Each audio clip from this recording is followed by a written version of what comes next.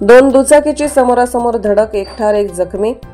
विसरवाडी नंदुरबार रस्त्यावरील विसरवाडीपासून जवळ असलेल्या बोधवड गावाच्या वळणावर दुपारी दोन दुचाकी समोरासमोर धडकल्याने एक ठार एक जबर जखमी झाल्याची दुर्दैवी घटना घडली आहे।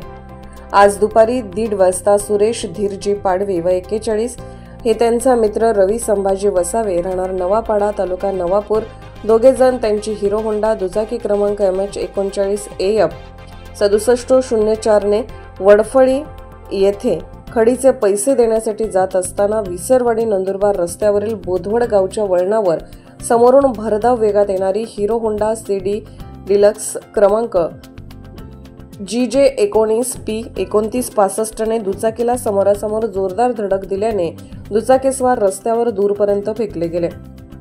त्यात सुरेश धीरजी पाडवी आणि रवी संभाजी वसावे हे दोघे जण जबर जखमी झाले।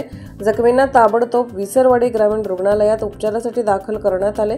मात्र सुरेश धीरजी पाडवी राहणार नवापाडा हे उपचार घेत असताना मयत झाले, तर रवी संभाजी वसावे यांची प्रकृती चिंताजनक असल्याने त्यांना तात्काळ नंदुरबार जिल्हा रुग्णालयात हलवण्यात आले आहे। अपघाताची खबर मिळताच घटनास्थळी विसरवाडी पोलीस ठाण्याचे सहाय्यक पोलीस निरीक्षक नरेंद्र साबळे, हेड कॉन्स्टेबल प्रशांत पाटील, लिनेश पाडवी दाखल झाले। यावेळी मयताच्या नातेवाईकांनी एकच आक्रोश केला होता।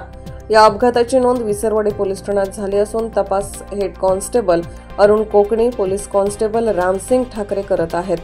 IND TV न्यूजसाठी विसरवाडीहून निलेश गावित यांचा स्पेशल रिपोर्ट।